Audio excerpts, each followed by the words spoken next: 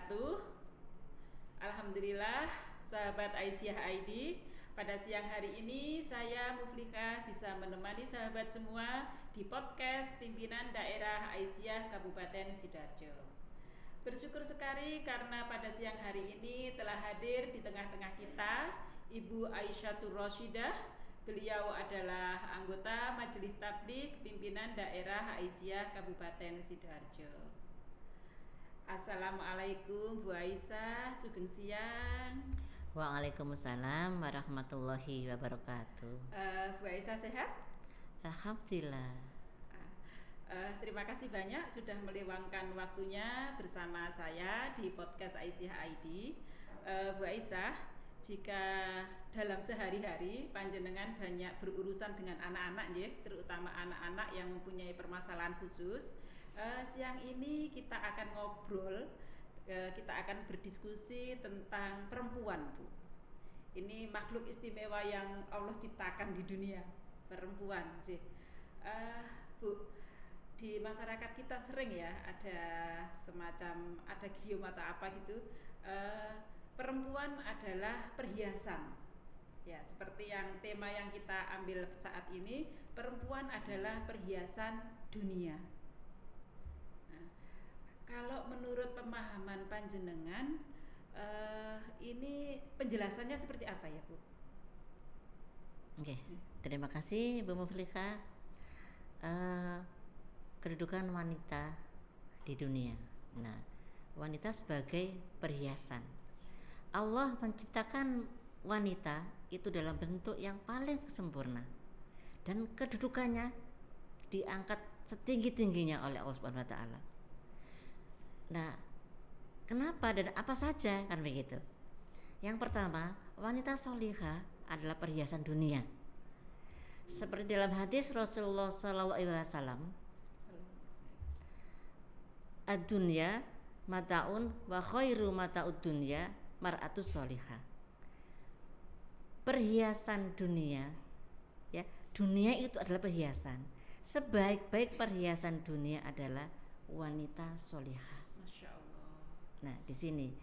Jadi wanita itu tidak kita lihat atau tidak dilihat dari fisiknya saja, tetapi kita dinilai wanita itu bagus, wanita itu luar biasa dari cara berbicaranya, dari hatinya, dari perilakunya di sini. Nah, yang kedua, wanita solihah itu calon penghuni surga. Bahkan Allah menyebutnya lebih baik dari bidadari surga. Masya Allah.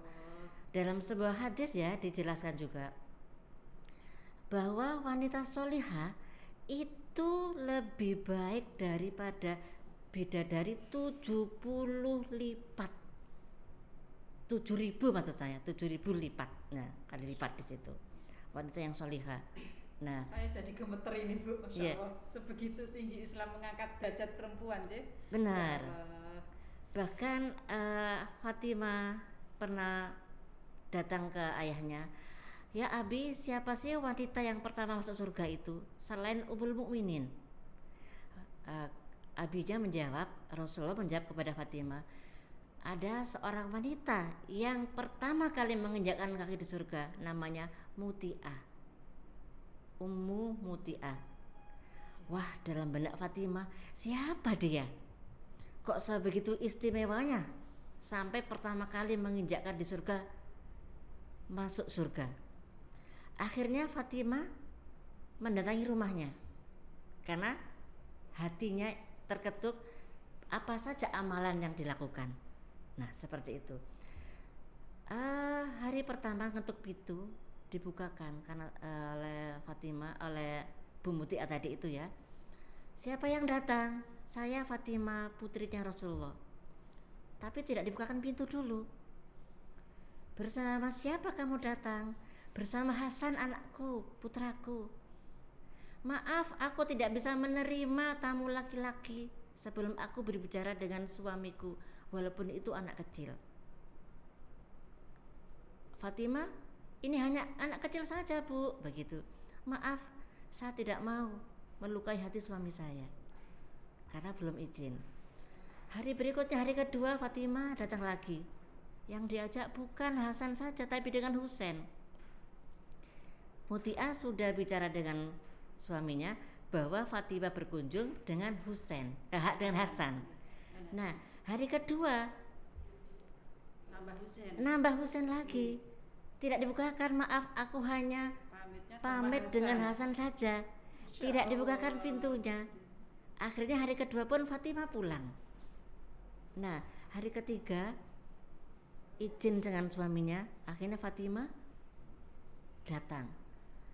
Ketika itu Muti'ah bajunya bersih sekali, baunya harum, rumahnya bersih, suaminya datang sudah menyediakan makanan segala macam. Nah, Fatimah hanya melihat saja di situ. Ternyata apa amal yang dilakukan oleh Muti'ah itu tadi sangat sederhana di mata manusia, di mata wanita masa kini. Menyediakan makan dan mendampingi makan suaminya, dan sebelahnya diberikan cambuk, ada sebuah cambuk. Dalam benak Fatimah, untuk apa cambuk itu, kan begitu. Ternyata Muti'ah bicara kepada suaminya, suamiku silakan makan, ini masakanku, ketika ada rasa yang tidak enak cambuklah aku. Masya Allah, luar biasa. Mungkin karena faktor keikhlasan dan ketulusannya ya Bu. Betul, dan ketaatan dia kepada suaminya. Betul, dan didasari oleh iman yang kuat seperti itu. Nah, itu. Ada yang ketiga.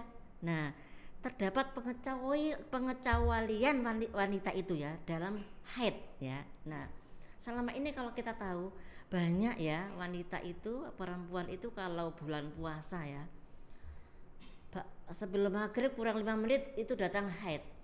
Halah, haid kurang 5 menit, iya, kan begitu. Lagi, Mbak Isa. Nah, padahal ya, Masya Allah. Iya. Padahal kita tengok dari hadis Rasul, subhanallah, Masya Allah, luar biasa. Seorang wanita yang haid itu adalah penebus kafarahnya, penebus dosanya. Selama ini kita tidak mengetahui dari sisi itu, makanya ketika mendapati dia haid, alah kok haid ya, ini kan kurang sedikit, waktu asar kurang sedikit adzan begitu, loh kok sudah haid ya. Gelo. Iya. Padahal itu adalah keutamaan yang luar biasa. Masya Allah. Nah, Masya Allah, bisa jadi penebus dosanya. Masya Allah di situ. Dan yang keempat adalah memiliki akses surga, masuk di pintu mana saja yang dia inginkan. Wanita itu, wanita soleh itu gampang masuk surga. Yang pertama adalah dia adalah ahli ibadah, sholatnya, sholat 5 waktunya. Bagaimana sholatnya? Puasa bulan Ramadan. Nah, Masya Allah di sini, kalau wanita puasa bulan Ramadan terus menunaikan zakat di sini, itu bisa masuk surga yang dia maui dari pintu manapun. Nah, ketaatan dengan suami, ketaatan dengan Allah, manusia yang bernama wanita solihah itu kedudukannya sangat mulia, sangat tinggi. Banyak keistimewaan yang didapat oleh wanita itu kalau dia bisa melakukan dengan baik. Nah, bibirnya saja ya, dia tanpa mengucapkan, tanpa memakai lipstik yang menor, yang merah-merah begitu, lipstiknya saja dengan berzikir wanita solihah itu. Kecantikannya, nah, blush on itu, nah itu dari air wudunya. Terus celah alis matanya begitu, aurat melihat itu, Masya Allah cantiknya, begitu ya Allah indahnya, inner beauty-nya keluar dari mana? Dia membacakan ayat suci Al-Quran setiap hari. Jadi di situ, ya, tanpa make up yang berlebihan, tanpa memakai apapun, ya, wanita-wanita, bahkan ini bukan wanita seorang ibu saja ya, banyak di sini kita bicara tentang wanita, anak gadis ya, gadis remaja yang belum menikah pun, bahwa perhiasan wanita itu adalah, bicaranya adalah berzikir. Hiasan merah merona pipinya itu adalah air wudhu. dan alis matanya, celak matanya itu adalah dari dia membaca Al-Quran. Di situ luar biasa. Kalau seperti itu tidak hanya perhiasan dunia, Bu, ini perhiasan surga dunia. Nah, betul. Perhiasan akhirat dan perhiasan dunia. Iya. Luar biasa. Begitu tinggi Islam mengangkat derajat perempuan ya, Bu. Tapi akhir-akhir ini kadang kalau kita lihat fenomena yang ada di masyarakat ya, memang tidak semua perempuan seperti itu, dan untuk menjadi yang seperti panjenengan sebutkan itu juga sesuatu yang tidak mudah gitu. Terutama kalau kita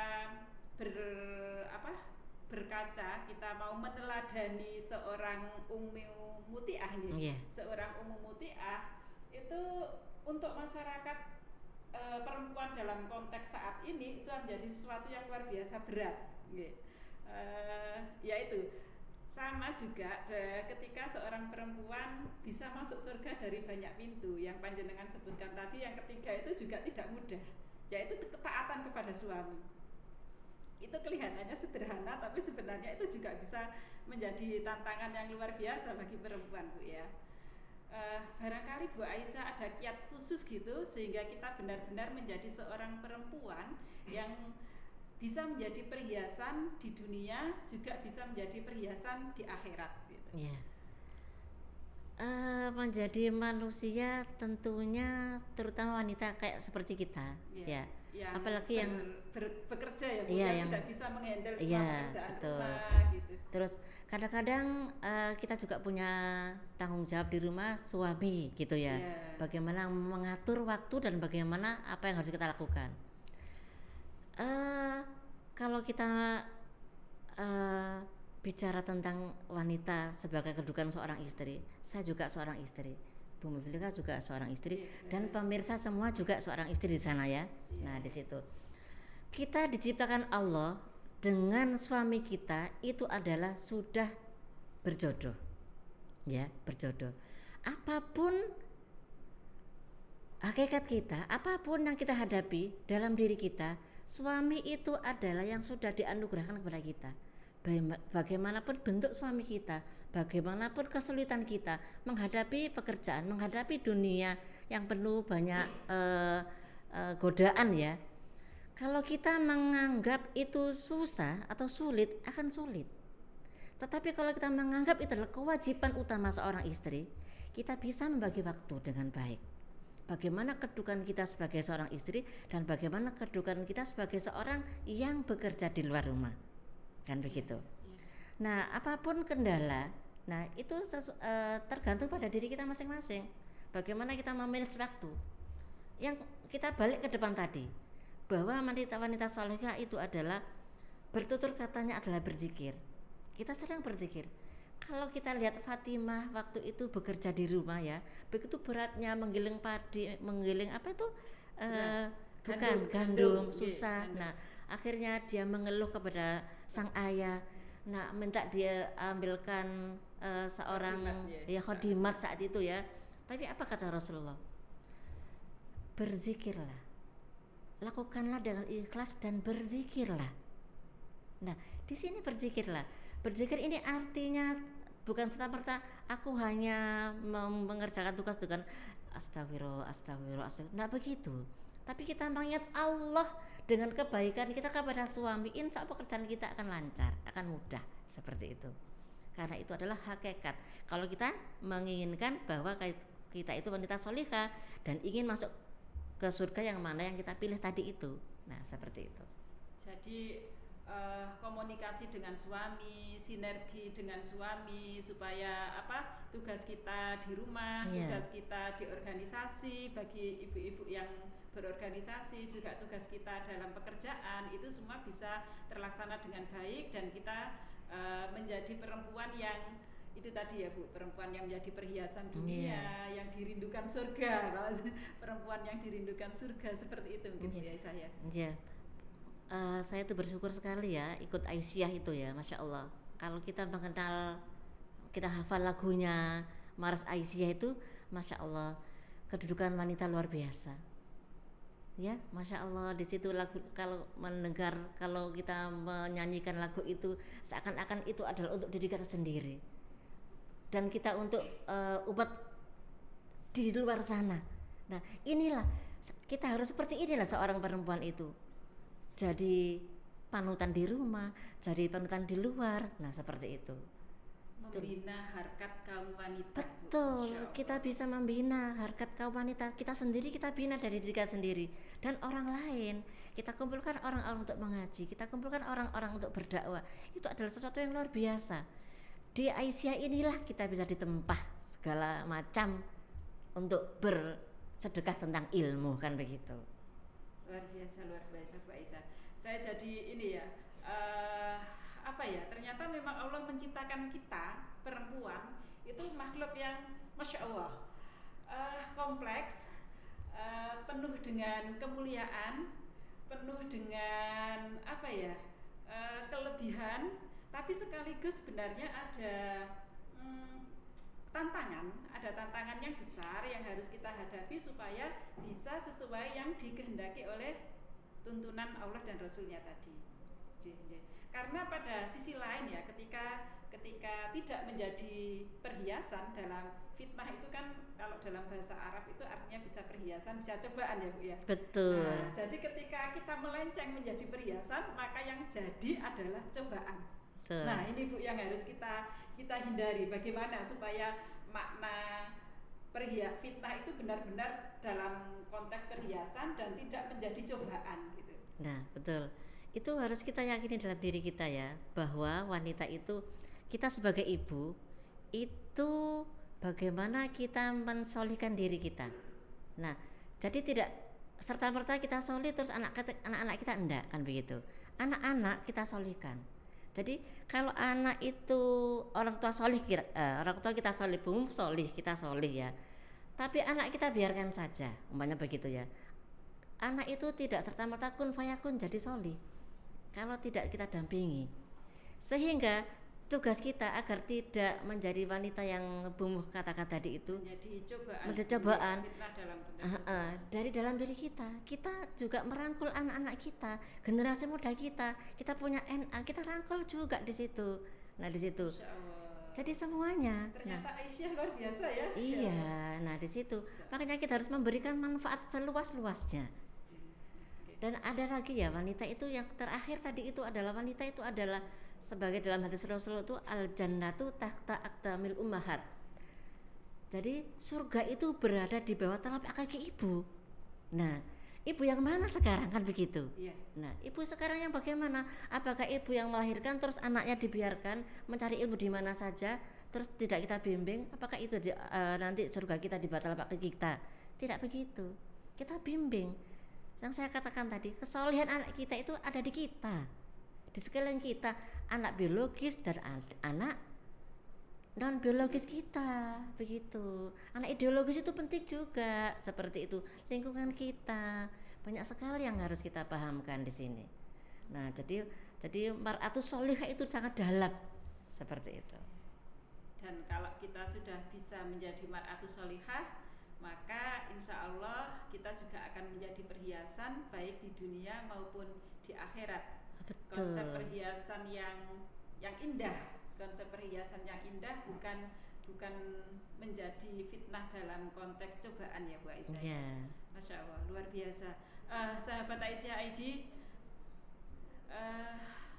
saya jadi apa ya, merasa tersanjung, merasa bersyukur, merasa Masya Allah, ternyata Allah menciptakan kita itu sebagai seorang perempuan itu banyak sekali yang bisa kita ambil peran dalam kehidupan ini. Betul sekali. Sesuai dengan lagunya Marasa Aisyah ya Bu ya, menjunjung harkat perempuan. Nah,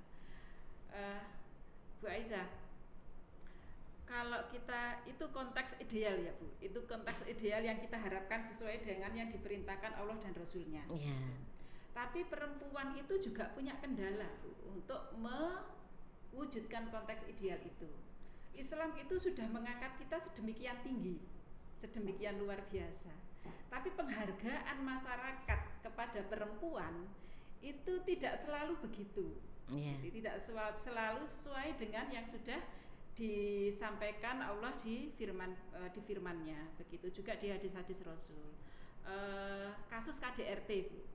Ya, saya jadi ingat akhir-akhir ini ada kasus KDRT yang sangat viral itu di seorang artis, dan saya rasa tidak hanya dia yang mengalami, tapi banyak perempuan. Iya. Nah, ini kan kemudian sudah menurunkan derajat perempuan sebagai perhiasan. Iya. Karena tidak ada perhiasan yang disia-siakan, Bu. Perhiasan itu pasti ditaruh di tempat yang tinggi, dimuliakan, begitu ya. Tapi kalau ini kan ceritanya jadi beda, Bu. Iya. Bagaimana Bu Aisyah menurut panjenengan? Iya, benar sekali. Kalau wanita itu ibaratnya seorang suami maju, itu ada di balik itu ada istri yang luar biasa. Nah, begitu. Di balik suami hebat, iya, ada perempuan yang luar biasa. Ya, Nah, seperti itu. Nah, ketika kita sebagai perempuan, ya, apakah kita sudah seperti itu? Suami hebat dalam artian hebat itu yang luar biasa, yang jadi solih, yang bertanggung jawab, pengertian, ya tidak sesuka marah, jadi pendamping yang ideal kan begitu. Terkadang salah satu pemicu bagaimana sih perempuan ini? Itu salah satu. Bahkan bisa jadi sebaliknya kan begitu. Nah, bisa sebaliknya. Nah, dalam rumah tangga itu tidak hanya kita itu berpikir untuk idealisme sendiri. Kita harus tentukan bersama-sama.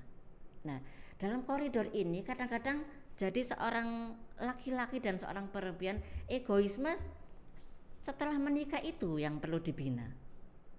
Perlu di-manage ya, Bu. Betul. Masing-masing menonjolkan egonya masing-masing. Nah, betul. Gitu ya.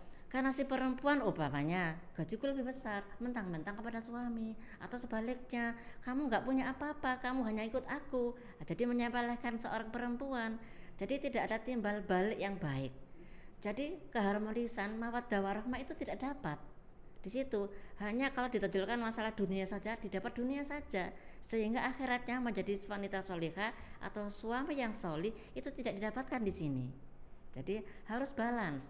Sebelum menikah sudah ada iktikat baik bahwa dalam suatu perjanjian di nikah itu ya akan dijaga sebaik-baiknya sampai di surga kan begitu.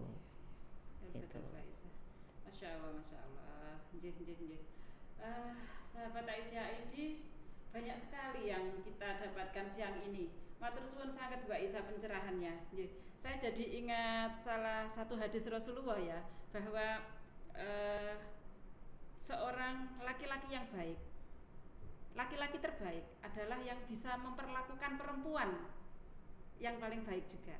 Itu biasa. Bagaimana seorang laki-laki itu dianggap baik ketika dia berlaku baik juga dengan perempuan. Nah, mungkin itu juga yang akan sangat membantu kita untuk menjadi perempuan yang seperti yang sudah disampaikan Bu Aisyah tadi. Perempuan sebagai perhiasan dengan segala kelebihannya yang luar biasa yang sudah diangkat Allah, diangkat oleh Islam dengan kedudukan yang sangat mulia.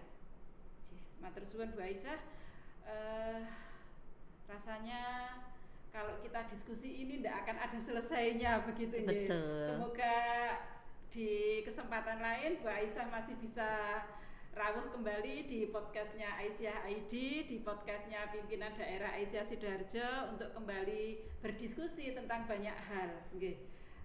Terima kasih, matur suwun sanget. Sahabat Aisyah ID, demikian tadi bincang-bincang saya dengan Bu Aisyah Roshidah. Semoga apa yang kita diskusikan saat ini bisa memberikan pencerahan untuk kita semua. Semoga apa yang disampaikan, apa yang telah dianugerahkan Allah kepada kita untuk menjadi perempuan yang terhormat, menjadi perempuan yang benar-benar menjadi perhiasan baik di dunia dan akhirat, bisa kita capai. Amin, amin. Terima kasih. Wassalamualaikum warahmatullahi wabarakatuh.